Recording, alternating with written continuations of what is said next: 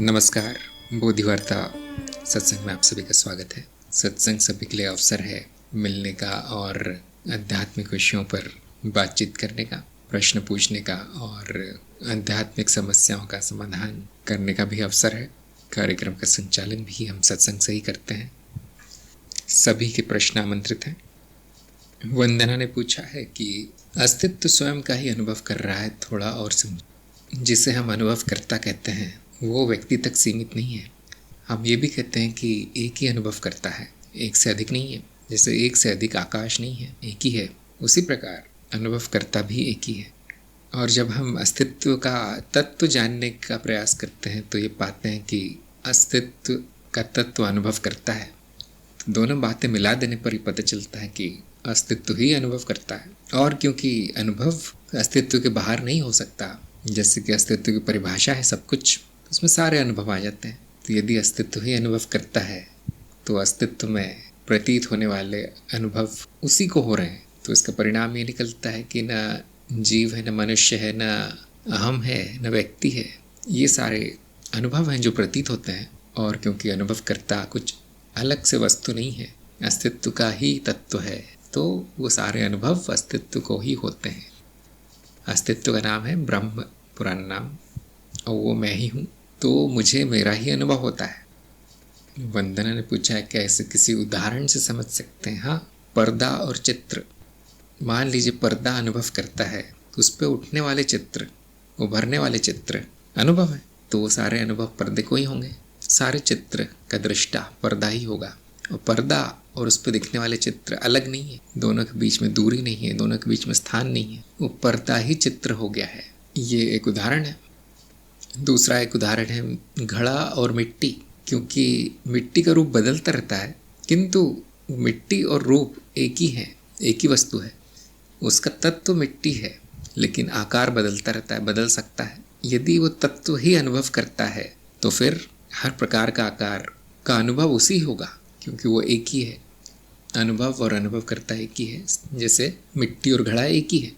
मिट्टी को स्वयं का ही अनुभव होता है घड़े के रूप में, ऐसा हम कह सकते हैं। यदि मिट्टी को अनुभव करता मान लिया जाए तो, उसकी उपमा दी जाए तो। वंदना ने कहा इसमें तो लगता है अनुभव है ही नहीं, आभास है। सभी अनुभव आभासिक ही हैं। ऐसा कोई अनुभव नहीं है जो सत्य है, सभी आभास ही हैं। इसमें लगने वाली बात नहीं है, ये तो प्रमाणित है।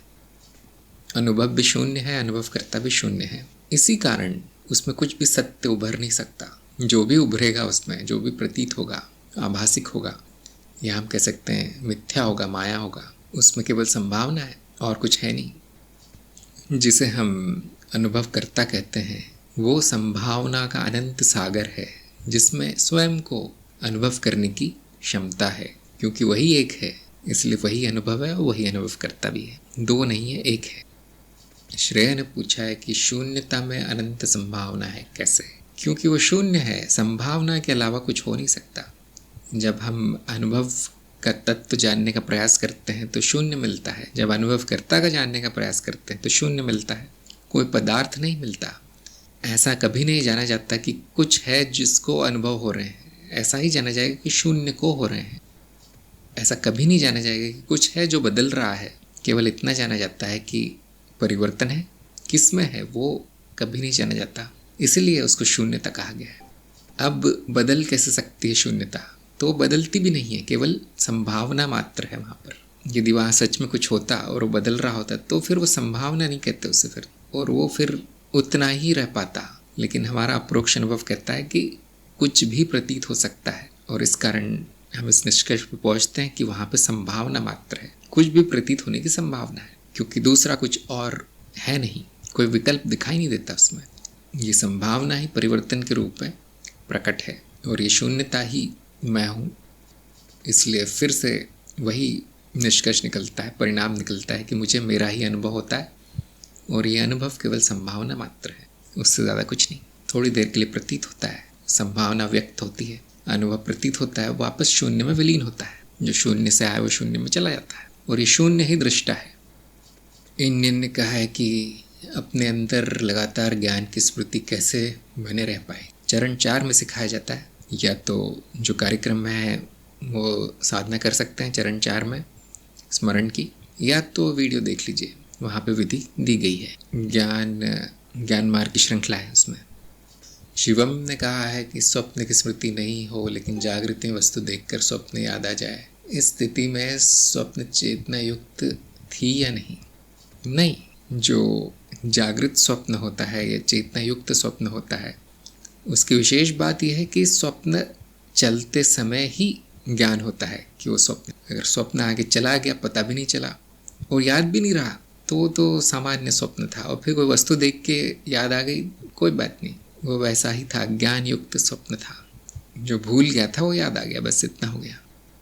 सुयश ने कहा है कि अंत में सब कुछ शून्य में ही विलीन हो जाएगा। नहीं, वो पहले से ही शून्य है, सब कुछ पहले से ही विलीन है, कुछ है नहीं यहाँ पर, प्रतीत होता है, आभासिक है। आशु ने पूछा है अनुभवों के प्रकार, दूसरे प्रकार में भी मानसिक बात हो रही है, तीसरे में भी। हाँ, सभी अनुभव मानसिक ही हैं। मन का अनुभव मानसिक है, शरीर का अनुभव इंद्रियों द्वारा ही होता है, आंतरिक और बाहरी, और इंद्रियों का जो अनुभव है वो मानसिक ही है। इंद्रियों से जो ज्ञान हो रहा है वो मानसिक ही हो रहा है, और जगत का अनुभव भी इंद्रियों द्वारा ही होता है, और इंद्रियां जो भी बताती है वो मानसिक ही अनुभव है। क्यों मानसिक कहते हैं उसे? क्योंकि और किसी को नहीं होता वो अनुभव, केवल आपको होता है, व्यक्तिनिष्ठ है। सभी अनुभव एक ही तरह के हैं, व्यक्तिनिष्ठ अनुभव, अर्थात मानसिक ही है। क्यों? इंद्रियों द्वारा रचित है, इंद्रियों द्वारा निर्मित है। सुयश ने कहा ड्रीम में टाइम किस तरीके से चलता है? ठीक उसी तरीके से जैसे जागृति में चलता है, अर्थात है नहीं, मिथ्या है। समय चित्त निर्मित मिथ्या है, तो सब जगह एक जैसा ही प्रतीत होता है। ऊपर से जितना समय चाहिए उतना बना लिया जाता है, यही जागृति में भी हो रहा है। लेकिन यहाँ पे स्थूल होने के कारण, बहुत धीमा परिवर्तन होने के कारण और नियम होने के कारण पता नहीं चलता। स्वप्न में तो स्वतंत्रता अधिक है, इसलिए वहाँ पता चल जाता है कि यहाँ समय का कोई अस्तित्व तो है नहीं, जितना चाहे उतना बन जाता है। कभी कभी समय लांघ लिया जाता है, कभी कभी पीछे भी घूम जाता है। वहाँ पे नियम नहीं है या इतने कठोर नहीं है जितने जागृति में है, लेकिन है मिथ्या। सुयश ने पूछा क्या दो लोग एक ही सपना एक साथ देख सकते हैं संकल्प करके? माया में तो सब कुछ हो सकता है। अंत में सभी सपने एक साथ ही देखे जा रहे हैं, एक ही के द्वारा, उसको हम कहते हैं अनुभवकर्ता। जागृति, स्वप्न, सूक्ष्म, निद्रा, सभी अवस्थाओं का एक ही साक्षी है, वो है अनुभवकर्ता।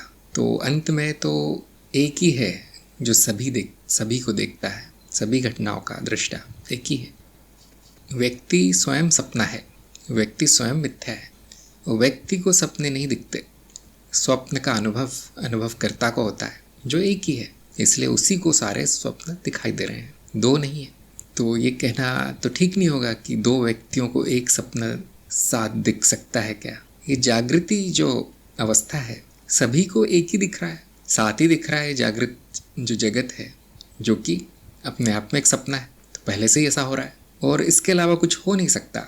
जो भी दिखेगा वो एक को ही दिखेगा, और जो कई प्रतीत होते हैं वो सब स्वप्न का भाग है, वो सपना स्वयं है, लोग स्वयं सपने का भाग है। अब कोई शंका नहीं रहनी चाहिए कि वस्तुनिष्ठ अनुभव कैसे संभव है, क्योंकि उनका अनुभव करता एक ही है, दृष्टिकोण अलग अलग है।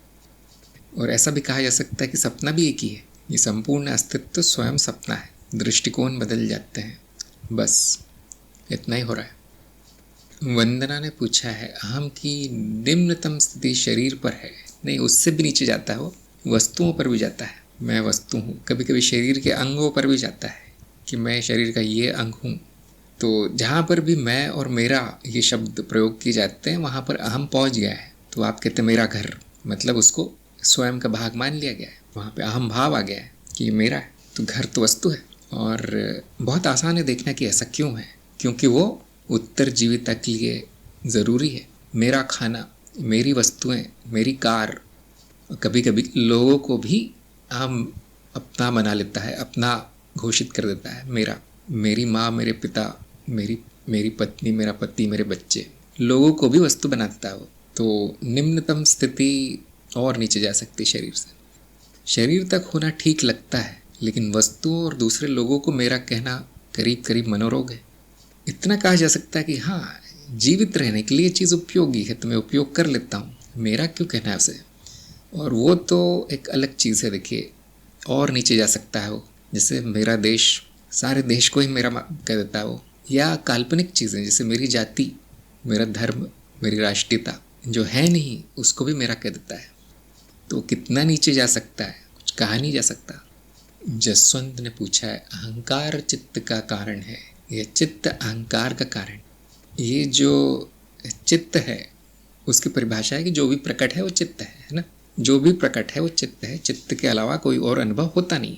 और ये चित्त एक रचना है जो परतों में बनी है, कई भागों में विभाजित है। हम कहते हैं एक के ऊपर एक परतें हैं, इस तरह से उसका चित्रण किया गया है चित्त का। उसमें से अहंकार एक परत है। ऐसा कह सकते हैं कि अहंकार एक वृत्ति है जो इस चित्त में पाई जाती है। ऐसी कई वृत्तियाँ, हजारों वृत्तियाँ हैं। क्योंकि सब कुछ चित्त ही है, इसलिए संपूर्ण जगत चित्त का भाग है, शरीर चित्त का भाग है, संवेदनाएं, भावनाएं, वो सभी वृत्तियाँ इसी का भाग है। बुद्धि, स्मृति, इच्छाएं, कारण शरीर, ये सारे परतें हैं इस चित्त में। भाग कारण नहीं हो सकता, वो भाग ही है। चित्त में ये वृत्ति पाई जाती है, हम ऐसा कहते हैं, कभी कभी चलती है। कृष्ण प्रिय ने कहा है कि अगर परिवार में सभी अशांत है तो क्या ज्ञानी उनके बीच भी शांत रह सकता है? तभी वह सही मायने में ज्ञानी है जब प्रतिकूल परिस्थिति में शांत रहे, क्रोध आए ही नहीं कभी। ज्ञानी नहीं, आप शांत रह सकते हैं, जो कि पहले से है। मेरा नाम ही शांत है, मेरा नाम ही शांति है, मेरा स्वभाव ही शांत है। आनंद वो कभी बदलता नहीं, मैं हमेशा आनंद में हूँ। जो आपका तत्व है पूरी तरह शांत है और वो अशांत हो नहीं सकता कभी। तो ज्ञानी शब्द उपयोग नहीं करना चाहिए इस तरह के प्रश्नों में, बहुत गलत उत्तर आएगा। मैं या मनोशरीर है ना, ज्ञानी नाम की कोई चीज़ होती नहीं, क्योंकि ज्ञान की परिभाषा है वो व्यक्ति जिसको ज्ञान है। लेकिन ज्ञान व्यक्ति को नहीं होता, व्यक्ति तो मिथ्या है, व्यक्ति तो अनुभव है, या ऐसा कह सकते हैं व्यक्ति तो एक परिकल्पना है। उसको क्या ज्ञान होगा? ज्ञान होता है बस, हम कहते हैं चित्त में संग्रहित है संस्कारों के रूप में। तो ज्ञानी शब्द ठीक नहीं है उपयोग करना। और वो जो शांत है वो हमेशा शांत है, जो अशांत है वो हमेशा अशांति रहेगा, वो शांत नहीं हो सकता। उसकी शांति क्षणिक है, जो कि चित्त और शरीर है उसकी शांति क्षणिक है, वो नहीं रहता शांत, वो प्रतिक्रिया करता रहता है। जैसे आपने लिखा है कि क्रोध आए ही नहीं तो ही वो ज्ञानी है, नहीं, वो तो बेवकूफ़ है। अगर किसी मशीन में आधी मशीन अगर काम करना बंद कर दे तो हम क्या कहेंगे कि वो बहुत अच्छी मशीन है? बिल्कुल नहीं, पूरा काम करना चाहिए। उसकी जो हर प्रक्रिया है वो सही तरीके से चलनी चाहिए। उसी तरह से संपूर्ण चित्त पूरा चलना चाहिए। यदि वो बंद हो गया, एक आध उसकी प्रक्रिया बंद हो गई, वृत्ति बंद हो गई, तो हम क्या कहते हैं? खराब हो गया है, इसमें कुछ विकार आ गया है। ऐसा व्यक्ति जिसको गुस्सा नहीं आता, कुछ गड़बड़ है उसमें, मशीन खराब है। हाँ, अगर उसको रोज ही गुस्सा आता है, हर मिनट गुस्सा आता है, जहाँ नहीं आना चाहिए वहाँ भी आता है, तो अब क्या कहेंगे? बड़ा विकार आ गया। जैसे मान लीजिए आपका फ़ोन है, वो तभी बजना चाहिए जब कोई कॉल करता है ना, तो मतलब सही चल रहा है। अगर वो बिल्कुल ही ना बजे, उसमें घंटी ना बजे बिल्कुल, अब पता ही नहीं चलेगा कौन कॉल कर रहा है, तो हम कहेंगे बिगड़ गया है। और अगर वो रात दिन बजता ही रहे तो आप वो फ़ोन फेंक ही देंगे। तो जो जहाँ पर होना चाहिए, जितना होना चाहिए उतना ही ठीक है, उससे कम हो गया तो भी हम कहते हैं कि उसमें कोई विकार आ गया है, और उससे ज़्यादा हो गया तो भी कहते हैं हम विकार आ गया। संतुलन बनाए रखना स्वस्थ चित्त है। जैसे ही असंतुलन होता है तो विकार कहते हैं, वो दुख का कारण है और उससे जीवन अच्छा नहीं चलता। तो ज्ञानी की ये परिभाषा नहीं है कि उसके चित्त में कुछ होता ही नहीं है, ऐसा नहीं होता। जो भी होता है संपूर्ण साक्षी भाव में होता है। अगर आप ज्ञानी शब्द उपयोग कर रहे हैं तो अर्थात जिसको ज्ञान है, तो ज्ञान हुआ तो उसको साक्षी भाव होगा। फिर वहाँ पर अगर साक्षी भाव है तो साक्षी भाव में जो भी होता है वो अच्छा ही होता है। आपको किसी ने बता दिया होगा क्रोध अच्छी चीज़ नहीं है, अगर वो हटा दिया जाए तो ये जीव अपनी रक्षा नहीं कर पाएगा। क्रोध आत्मरक्षा के लिए ज़रूरी है। इसी तरह से आपको बहुत सारी चीज़ें बताई गई होंगी कि ये भी ठीक नहीं है, वो भी ठीक नहीं है, ऐसी 2-4 चीज़ें बताई गई होंगी। उसमें सबसे बड़ी चीज़ जो पट्टी पढ़ाई जाती है जनता को, वो है काम वासना। ये बहुत बुरी चीज़ है, लेकिन वो खुद ही उसका परिणाम है। तो ये सब वृत्तियाँ अगर बंद कर दी जाएँ तो विकार आ जाते हैं मन में तरह तरह के। और जब वो चलनी है तब अगर वो सही से चले तो हम कहते हैं व्यक्ति स्वस्थ है। यदि वो हमेशा ही चले तो हम कहते हैं बहुत बिगड़ गई बात। तो मुझे आशा है कि समझ में आ गया होगा कृष्ण प्रिया के। अगर परिवार में सभी अशांति, ये कैसा परिवार है, क्या हो गया वहाँ पे? सुयश ने कहा है कि आज तक जितने महात्मा धरती पर लाइटेंड हो चुके हैं, क्या वो अभी भी विश्वचित्त के सपना का हिस्सा है या नहीं? हाँ, इसे हम कहते हैं गुरुक्षेत्र। इस विश्वचित्त में कुछ भी नष्ट नहीं होता, बार बार घूम घूम के वही आता है, परिवर्तित होता है, बार बार वही प्रकट होता है। शेरबिश ने कहा है, लंबा प्रश्न पूछा है, कहीं इसका नुकसान तो नहीं होगा, यही मेरा प्रश्न है। ये तो प्रायोगिक चीज़ है ना। मैंने आज तक देखा नहीं वैसे कि यदि कोई टीका न लगाए तो उसका कुछ नुकसान हो जाए, ऐसा देखा नहीं है। या अगरबत्ती न जलाए तो उसका कोई नुकसान हो जाए, ये तो तार्किक नहीं है। फिर भी आपके मन में अगर शंका आ गई है तो प्रयोग कर लीजिए। प्रयोग का क्या परिणाम आता है स्वयं ही देख लीजिए। यदि उससे हानि होने लगे, नुकसान होने लगे, तो सब करना शुरू कर दीजिए। बहुत आसान है, लेकिन ऐसा कभी होता नहीं है। जसवंत ने पूछा है, क्या चित्त का भी कोई कारण है? इस अस्तित्व में किसी भी चीज़ का कोई कारण नहीं है, अस्तित्व कारणहीन है। यदि चित्त का कारण ढूंढा जाए तो वो भी कोई चित्त की वृत्ति होगी, क्योंकि जो भी अनुभव है सब चित्त की है। चित्त के अलावा किसी और तरह का अनुभव होता नहीं है। यहाँ जैसे हम अभी हमने कहा कि सभी अनुभव मानसिक हैं, वो एक ही चीज़ हो गई, चित्त अर्थात मन। तो यदि हम कहेंगे कि ऐसा अनुभव चित्त का कारण है, तो वो जिसको कारण बताया जा रहा है वो स्वयं चित्त का ही भाग होगा, चित्त निर्मित अनुभव ही होगा। तो इस तरह से चित्त का कारण चित्त ही आ जाएगा। या दूसरे शब्दों में हम कह सकते हैं कि यदि कोई पूछे अनुभव का क्या कारण है, तो आप किसी तरफ इशारा करेंगे कि देखिए ये चीज़ अनुभव का कारण है, लेकिन वो चीज़ स्वयं एक अनुभव होगी, तो अनुभव का कारण अनुभव हो जाएगा। तो ध्यान दीजिए, अस्तित्व स्वयंभू है और उसके जो शास्त्र रूप हैं स्वयंभू ही हैं। ऐसा कुछ भी नहीं है अस्तित्व में जिसका कोई कारण हो। कारण और प्रभाव प्रतीत होते हैं, जो कि उत्तरजीविता के लिए बहुत उपयोगी है। धुएं का कारण आग है या गर्मी के कारण आग है, ये संबंध बना लेना, ये ज्ञान प्राप्त कर लेना जीव के लिए बहुत आवश्यक है। लेकिन जैसा कि सभी जानते हैं कि संपूर्णता तो कारणहीन है। संपूर्णता क्या कारण होगा, केवल प्रतीत होता है। वो जिसे हम ज्ञान कहते हैं वो एक तरह का ज्ञान ही है, जो कि इस माया में काम आता है। कारण भी माया है, माया का कारण भी माया है। माधुरी ने पूछा है कि यदि क्रोध ना आता हो किसी को, तब उसके भी नुकसान होंगे? हाँ, बहुत नुकसान होंगे। वो व्यक्ति स्वयं की रक्षा नहीं कर पाएगा। उसको कोई अपमानित करेगा, कोई पीटेगा, कोई उसका दुरुपयोग करेगा, उसको कोई क्रोध नहीं आएगा। उसको ज़रा सी एक झुंझलाहट भी नहीं होगी कि ये क्यों हो रहा है, तो उसका जीवन नरकीय हो जाएगा। क्रोध का मतलब ये नहीं कि वो तलवार लेके मारकाट मचा रहा है और आग लगा रहा है, ये नहीं। क्रोध बड़ा शांत सा भी हो सकता है। मान लीजिए कि आप बहुत ईमानदार हैं, कुछ बुरा नहीं करते, कभी किसी का नुकसान नहीं करते, कभी झूठ नहीं बोलते, और एक व्यक्ति आप पे आरोप लगा देता है कि ये व्यक्ति नीच है। वहाँ पे हल्का सा क्रोध आना चाहिए। अगर आप हाथ जोड़ के मान लेंगे हाँ मैं ही नीच हूँ अब अगला जो जीवन आने वाला जो समय है जीवन का, बड़ा नरकीय जाएगा। इस चित्त में, इन सभी वृत्तियों में एक भी ऐसी नहीं है जो कि बेकार हो, एक भी नहीं है। प्रकृति में ऐसा कुछ भी नहीं है जो जिसका कोई कार्य ना हो। प्रकृति में हर पत्ते का कार्य है। देखिए, आप तो पूरी की पूरी इतनी बड़ी वृत्ति जो करोड़ों सालों से है जीवों में, उसकी बात कर रहे हैं कि वो हटा दी जाए तो क्या सब कुछ अच्छा होगा? नहीं, बहुत बुरा होगा। कोई भी वृत्ति हटा दीजिए आप चित्त की, परिणाम बुरा ही होता है। वो मतलब ऐसा ही कि कौन सी उंगली काट दे तो मेरा जीवन अच्छा चलेगा। आप काट के देखिए, छोटा सा उसमें घाव भी हो जाता है तो आपका दिन बर्बाद हो जाता है। ये सभी वृत्तियाँ चलनी चाहिए, ज्ञान के प्रकाश में चलनी चाहिए, साक्षी भाव में, तो अति नहीं होगी और दमन भी नहीं होगा। देखिए कितनी सुंदर चीज़ है। उसको दमन करना, उसको काटना, उससे नफरत करना, चित्त ही चित्त से नफरत कर रहा है। वो नफरत करना भी तो एक भाव है, जो एक भावना दूसरी भावना से नफरत कर रही। अब ये तो बड़ा मनोविकार है, तो पागलपन है। ऊपर से कहते हैं मेरा गुस्सा, मेरा कैसे हो गया वो? जिस माधुरी ने कहा मुझे झेलनी पड़ती है, नहीं आपको नहीं झेलनी पड़ती। ज्ञान किधर है आपका? अनुभव करता कुछ नहीं झेलना पड़ता, वो केवल साक्षी है। जितना अज्ञान होगा व्यक्ति में उतना दुख भोगेगा वो, क्योंकि वो तो यही मानता है कि मुझे झेलना पड़ता है सब गुस्सा वुस्सा। आएगा ही नहीं गुस्सा तो अगर आप साक्षी भाव में हैं तो ठीक वो कर्म होगा जो होना है, तो ठीक वो व्यक्ति होगी जो होनी है। क्या इसे झेलना कहते हैं? नहीं, ये तो बहुत अच्छी चल रही मशीन। तो माधुरी को अब समझ में आ रहा होगा कि क्यों मैंने आपका कार्यक्रम समाप्त कर दिया।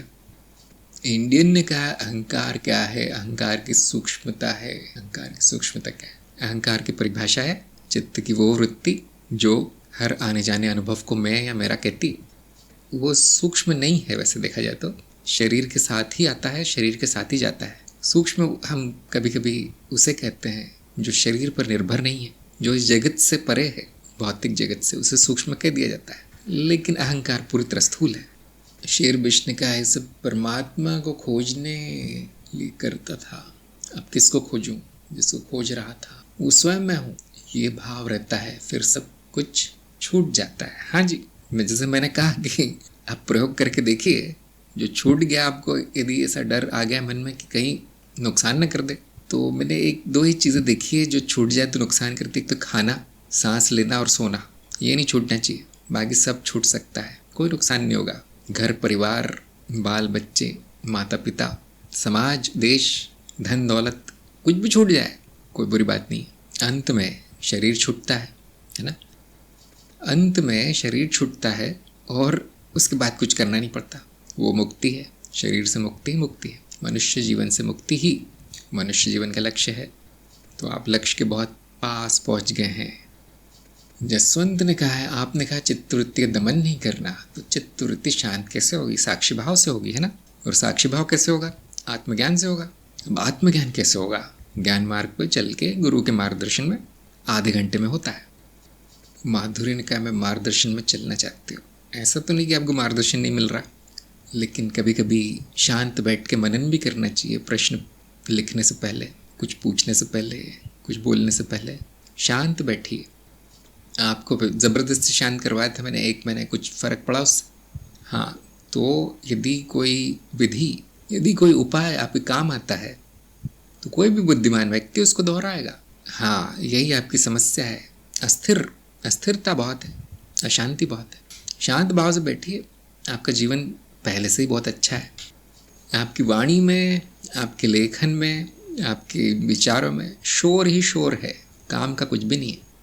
शेर बिस्ट ने कहा है कि अब जो भी छूटे मैं खुश हूँ। देखिए, असली खुशी छूटने में है, मुक्ति में ही असली खुशी है, बंधन में नहीं। आनंद तो मुक्ति में है, बंधन में दुख है। तो हाँ, खुशी होंगे आप। बहुत से लोग ये सोच रहे होंगे कि अरे इनका तो सब छूट गया, मैं भी छोड़ देता हूँ। नहीं, ऐसा नहीं होता। बिना ज्ञान के कुछ नहीं छूटता, कितना भी प्रयास कर लीजिए। और जिसको ज्ञान हो गया वो कितना भी प्रयास कर ले, उसको बंधन नहीं होता। अब इसका क्या मतलब है? क्या वो नौकरी वगैरह छोड़ के, घर परिवार छोड़ के कहीं चले जाएंगे? बहुत कम संभावना है। अंत में इतना ही होता है कि जो है अच्छा है, यही भावना होती है। इसी को हम कहते हैं जीवन मुक्त। या फिर हम कभी कभी कहते हैं कि अनावश्यक छूटता है, अनावश्यक कर्म बंद होता है। छूटता तो सभी है, लेकिन अनावश्यक कर्म बंद हो जाता है, और ये अपने आप में एक बहुत बड़ी मुक्ति है। विराट ने कहा है, मेरे एक परिचित में एक सज्जन थे जिनके बाएं हाथ की सभी उंगलियां एक एक करके गलने लगी। डॉक्टरों का कारण नहीं मिल पाया। इसका क्या कारण हो सकता है? अब देखिए, डॉक्टर को कारण नहीं मिला तो मैं क्या बताऊंगा? मैं तो मामूली साधक हूँ, डॉक्टर ही कैसे जानूंगा? और जो डॉक्टर नहीं जान पाया वो कौन जान पाएगा फिर? यदि आप ऐसा कुछ पूछ रहे हैं कि क्या कोई पराभौतिक कारण है इसका, क्या कोई आध्यात्मिक कारण है उसका, बताना कठिन है, बहुत कठिन है। किसी ने कोई तंत्र मंत्र जादू वादू किया है, बहुत कठिन है बताना। आपने तो उनको सज्जन कहा है, अब सज्जन के ऊपर कौन जादू करेगा? दुर्जन बोलते तो हाँ, मैं कुछ बोल पाता कि शायद कर्म अच्छे नहीं है। अब इतने अच्छे सज्जन हैं, परिचित हैं आपके, कौन नुकसान करेगा उनको? फिर भी बताना बहुत कठिन है बैठे बैठे। अंत में जब डॉक्टर कारण नहीं बता पाते, कोई विशेष दिख नहीं पड़ता, तो सभी के मन में शंका आती है, डर आता है कि कुछ विचित्र हो गया, ये तो तंत्र मंत्र हो गया। लेकिन मैं ऐसा सुझाव नहीं देता इतनी जल्दी। उस बहुत और भी कारण हो सकते, सामान्य कारण भी हो सकता है, कोई संत स्वभावी रहे, हाँ तो कुछ सामान्य का कारण होगा। माधुरी का मैं बोल कर कुछ कह सकता। अभी अभी तो मैंने शांत रहने को कहा आपको, अगर आप सत्संग में भी शांत रहे तो बहुत अच्छा रहेगा। और जो दिन में 50 मैसेज आते हैं आपके, वो घटा कर 1-2 कर दीजिए, केवल काम की बात। वैसे तो कोई भी बात आप जो बोलते हो काम की होती नहीं है। अब बोलना नहीं है, शांत होना है।